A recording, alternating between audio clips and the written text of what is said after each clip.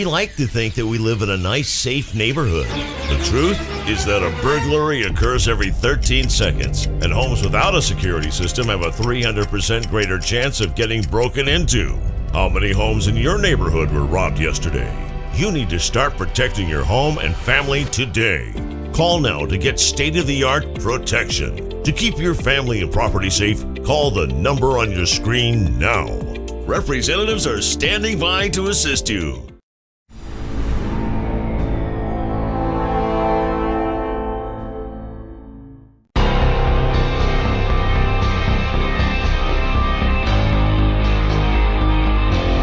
Turnpike Sports Book Report.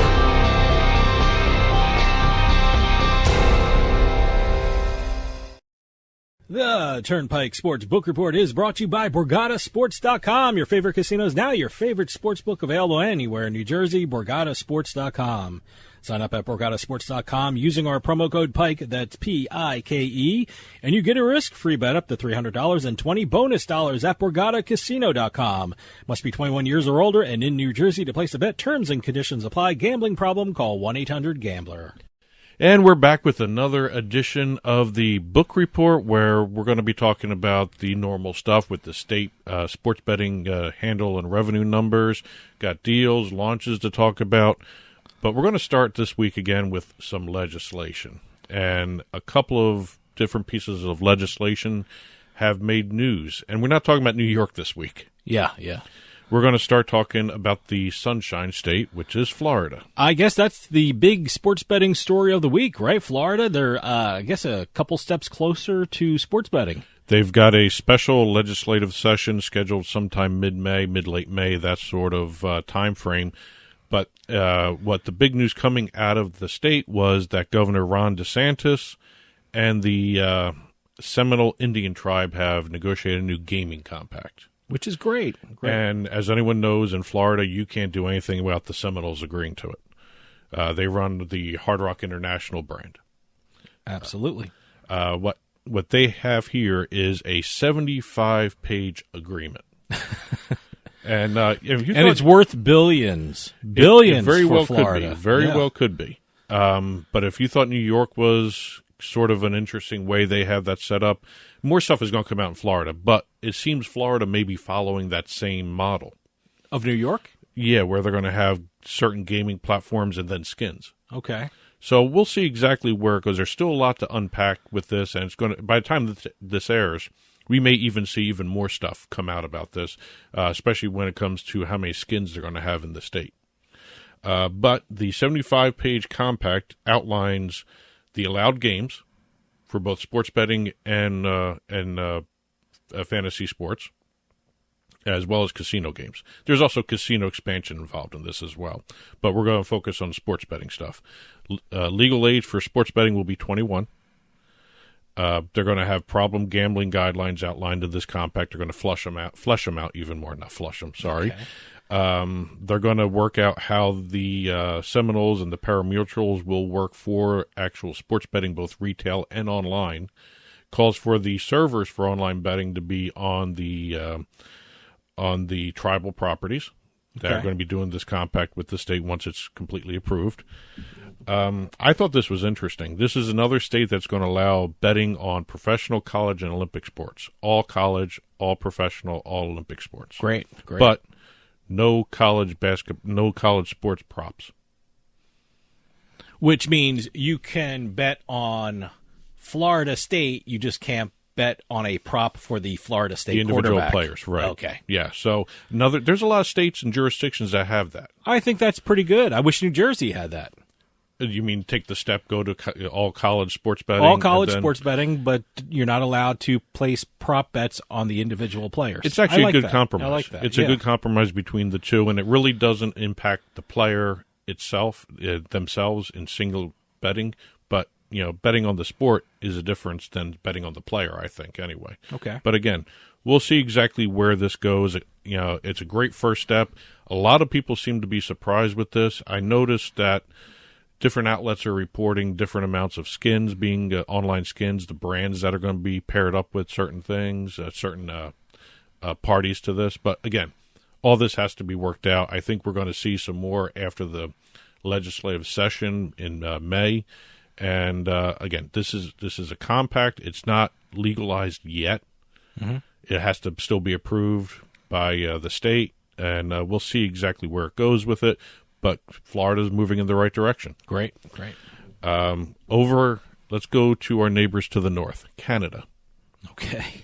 Our neighbors to the north. Everyone's been following the sports betting saga that's been going on there. They're finally moving towards single event sports betting.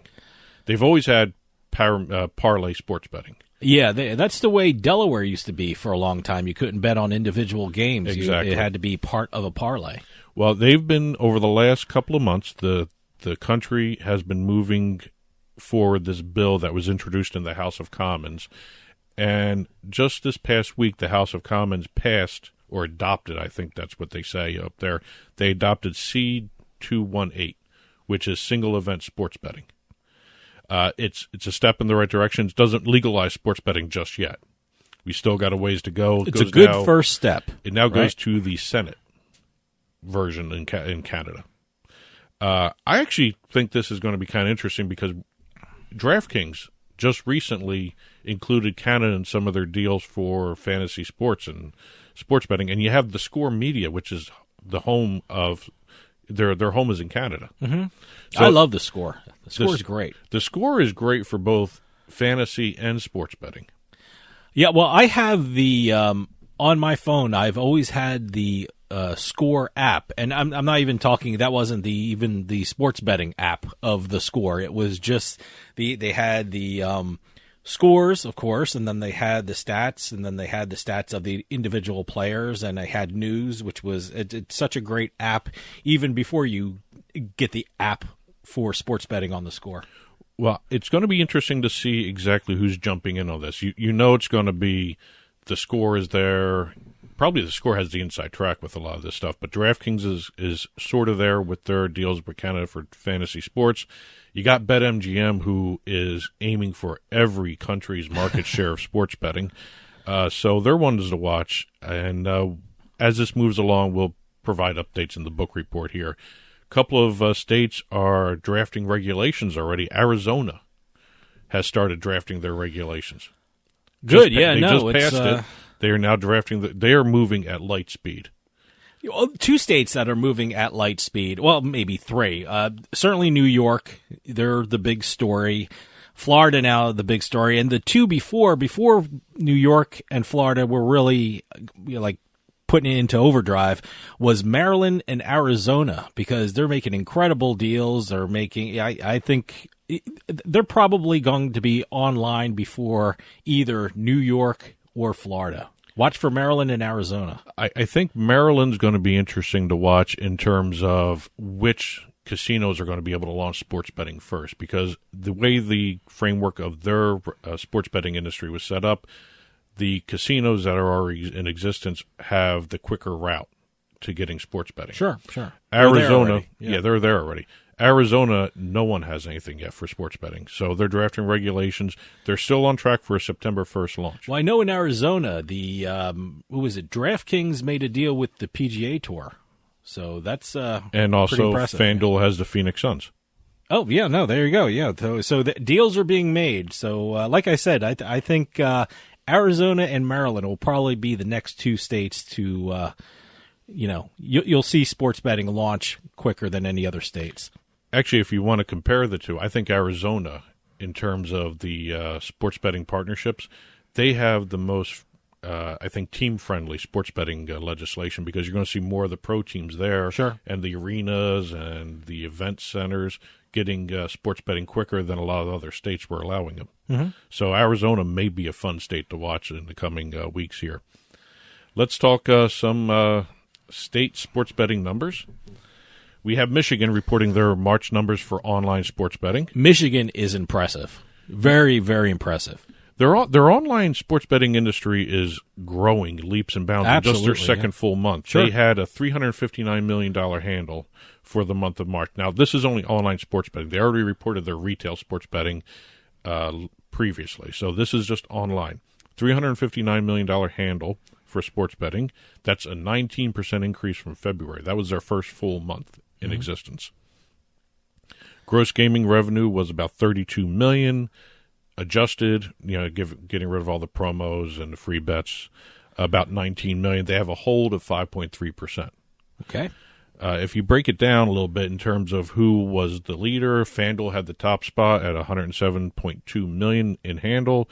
BetMGM came in second with 92.6. DraftKings had $76.5 million. Every time I think of Michigan, I think of MGM because that's, for me anyway, that's the casino I associate Michigan with. But no, FanDuel is beat out BetMGM, huh? Yeah. Pretty impressive. And two little things to note here. TwinSpires came in towards the bottom at a handle of $3.2 million. I'm curious to see how the rebrand is helping or hurting TwinSpires because they used to be Bet America. Okay. And when we get to Pennsylvania's numbers this month and also New Jersey's, this is going to be their first month. Here we're in April. This will be their first month, and it won't even be a full month that they're rebranded as TwinSpires in those states. Okay. So, but TwinSpires came in with about eighth or ninth place in the state. Golden Nugget, which is constantly one of the leaders in Jersey. They're constantly one of the leaders because you can't turn on a television without seeing a Tillman Fertitta Golden Nugget TV commercial. And I mean, I'm not exaggerating. Maybe I see them 4 or 5 times a day. And it's not even the sports betting part of it. It's the online casino part in New Jersey, which, by the way, Golden Nugget has been the #1 online casino in New Jersey for I don't know how many years going now. It's just absolutely stunning what Golden Nugget is doing in New Jersey with online casinos. Well, in terms of Michigan, this is what I thought was interesting. They are just under $800,000 in handle for sports betting, which is kind of a low number, but again, they're just starting out there too. I think there's a lot of brand recognition going on, and I think once more and more people get used to the sports betting industry up there, you may see some of these numbers start to fluctuate a little bit too. But again, it's the big ones that are taking the market share: FanDuel, BetMGM, and DraftKings as the top 3.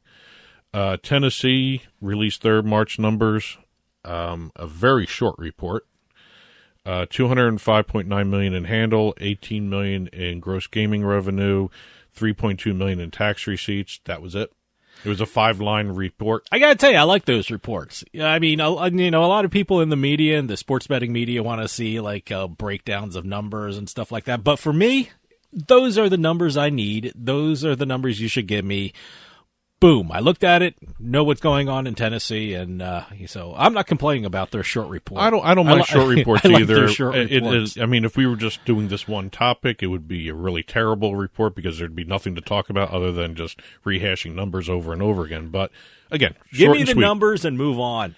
Well, going over to here's another one, short one. Arkansas. $5.95 million in handle for the month of March, $807,000 in revenue, $131,000 in tax receipts. For Arkansas, I guess that's good. I mean, are they happy in Arkansas with that? Because look, when I think of sports betting, I don't think Arkansas. No. But it's $5.95 million they wouldn't have had without sports betting. So, any money coming in from sports betting for the state to help its programs is a great thing. And no online sports betting. Well, that's impressive. That's shocking that they got $5.95 million, and you actually have to physically go to the sports books. Well, let's go up north to New Hampshire. New Hampshire. $55.8 million handle in March. Online handle was $44.4 million. And when you say online, you're talking DraftKings because they're That's the it. only ones up in New Hampshire, right? Right. That's it. They are. New Hampshire is the model for New York, possibly Florida. Okay, Yeah, that's what we're going to see. But again, $44.4 million online handle for the month of March, an $11.4 million handle for the land-based sportsbook in New Hampshire. That's a new monthly record for New Hampshire. Now, where out at New Hampshire are they? They're in a couple different casinos. So, all right. I guess you can call them casinos, right? There's like these little sports betting parlors at some of the old racetracks. I've never once gambled in New Hampshire. And we have an office up in Massachusetts in the Boston area, and I have never traveled to New Hampshire to bet. I mean, we've been to Rhode Island. Yes. That's fun, but I guess we got to try New Hampshire one of these days. And the state of New Hampshire brought in $1.9 million in tax revenue for the month. Great. So that's an example of 50% going to the state from the sports betting industry there. Let's see. West Virginia, not really much to report there. They had $43 million in sports betting handle for the month of March. That's up $5 million in February. It's still down from December and January's numbers. We're over $50 million. Do they still have that very unique sports book where it's almost a private club? What is it? Greenbrier. Greenbrier. Is it still the way it has been in the past? I mean, yeah, it's still membership only. When you say membership only, can you purchase a membership for the day kind of thing? No, but when you book a room there, if you're not a member of the Greenbrier, but if you book a room at the hotel there. Okay, you're a member if you book a room. You're a daily member you're a daily member when you book a room. But again, they still have the Greenbrier with, I believe it's FanDuel. FanDuel, yeah. So, got some good numbers there with New Hampshire as well as West Virginia. Let's see what else we got before I move on to some of the other deals here. Okay, let's go to some deals because we have a couple launches to talk about as well as deals. We have, I'm moving my notes around, so I apologize for a little delay here. Iowa, Circa Sports, U.S. Bookmaking, and Play Up all got their approvals for launch in Iowa. I'm waiting for Circa to get to either New Jersey or Pennsylvania. I'm waiting for Superbook more than Circa. Yeah, right because one of these things, a lot of people don't realize about these online casinos and online sports books is, your Players Club. There are comps associated with these things that you're playing on. So you know what? If you play on MGM in New Jersey, you're going to get comped at MGM across the country, yes, across the world. So that's why you love these things coming to a state near you, because first they're fun to play, and secondly you got your comp points running up. Well, that's one of the things where a lot of the loyalty clubs come in handy. It's great, yeah. Always use them when you're signing up for these accounts.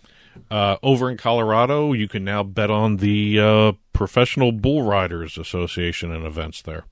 Wow, okay. Yeah. Approved betting market. Colorado is the place if you want to go bet on table tennis. Yeah. Now, I'm curious to see if bull riding will take the place of table tennis, but I got to tell you, it appears that the table tennis market is very strong in Colorado, so I don't think anything is going to take that away. Well, you got to remember, the last time Colorado reported the numbers, they had a good table tennis report, but the month after with Oregon did not have table tennis in the top 5 when they were having them number 3 or number 4 for a couple of months. Yeah, wasn't Colorado number 4 for table tennis? Yes, but okay. I'm just wondering if Colorado is going to have the same kind of reflection of maybe a table tennis season.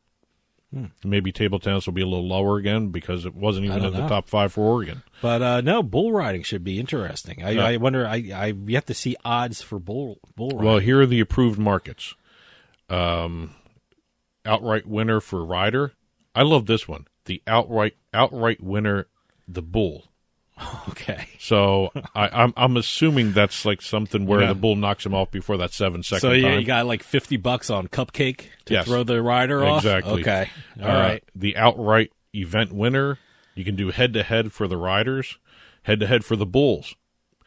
Ooh, nice. I didn't think of that. Over-under for the times for the rider and the bulls. I would get the over-under for the times. Yeah, that makes sense. So those are the approved ones. If you want to offer something different, a sportsbook has to apply to the Division of Gaming in Colorado and get approval for a different market. I like that bull versus bull. That's interesting. You know what? I don't watch enough bull riding. And I'm going to have to now. Well, see, that's what sports betting does. I mean, if you're interested in betting a sport, you tend to learn about it. You tend to get familiar with the sport. You get familiar with the players of the sport or the personalities of the sport, which is great. You'll get to know the bulls and bull riding. Real quick, Virginia, Unibet Sportsbook got their approval for launch. That's their fourth state. Moving over to a couple of the major deals, we have Sling TV recently announcing the DraftKings basketball betting channel. Yeah, they're going to have a couple more betting channels too, right? Baseball and hockey. Okay, good. Caesars completed their William Hill acquisition. Finally, it took longer than everybody anticipated. Well, there was a court challenge to it, but I guess that's all done with. And DraftKings is now the official, let me get this right, the official sportsbook and daily fantasy partner of the Professional Fighters League. Okay. You're going to see a lot of their events at Ocean Casino in New Jersey. Great. Two sports betting lounge announcements. We have Betfred, the Betfred Sports Left Field Lounge at the Iowa Cubs ballpark, and the Bet Rivers Lounge at PPG Paints Arena, which is the home of the Pittsburgh Penguins. That should be a fun time. Pittsburgh is a great sports city, and like when you add sports betting into it, it just tons more fun. Well, 2 new betting lounges for people who go into the games to watch. Great. You actually have to buy tickets to get into both of those, specifically for those lounges. Oh, okay. You just can't buy. You just can't wander in if you have a ticket to the game, huh? Right. And Bet Rivers, if you're in the stadium, you're going to be able, if you're a Bet Rivers user, account holder, whatever you want to call them, registrant, you can actually bet on the games as you're watching them, too. Great. That's it for this week's book report. If we missed anything in our discussion on the air, it will be on the written version of the book report on the blog. Head on over to turnpikesportsradio.com and click on the blog button, and you'll see all these stories listed on the blog in print form. And that'll do it for us this week. We'll see you next time on the Turnpike.